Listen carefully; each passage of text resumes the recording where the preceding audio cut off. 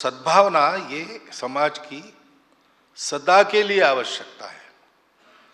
समाज कहने से ही उसमें सद्भावना है, ऐसा अर्थ होता है।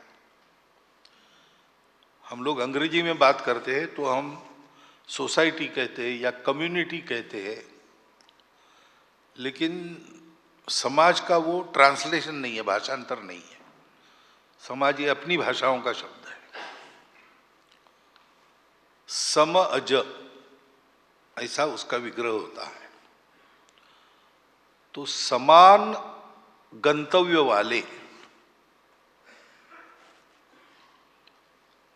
हमारे देश में, हमारे इस समाज का एक समान गंतव्य रहा है, क्योंकि ये हमारे ऋषिमुनियों की परंपरा ने हमारे डीएनए में भर दिया है।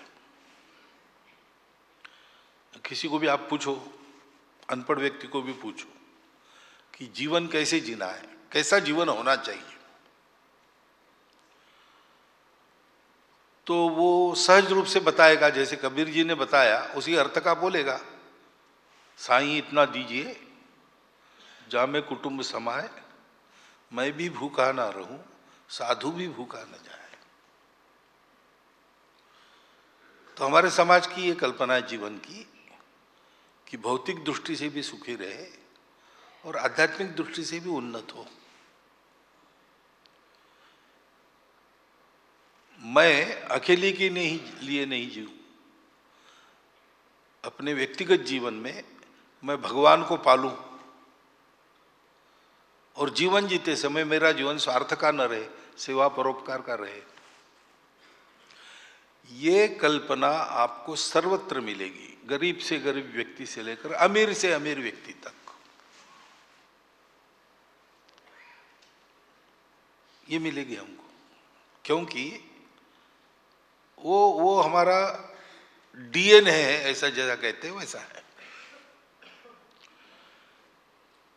क्योंकि हमारा समाज ही सद्भावना के आधार पर ही उत्पन्न हुआ है। हमारे ऋषि मुनियों ने जब ये जाना कि सृष्टि अस्तित्व एक है और जो विविधता दिखती है वो एक का ही आविष्कार है,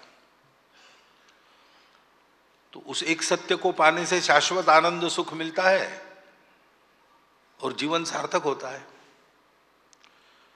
अब सारा अस्तित्व एक है तो दुनिया भर के लोग हमारे ही लोग हैं। अब हमारे हैं और हमको एक शाश्वत सत्य मिला है, सुख का आधार मिला है, जीवन सार्थक करने वाला उपाय मिला है, तो हमको सबको बताना है, क्योंकि सब हमारे हैं।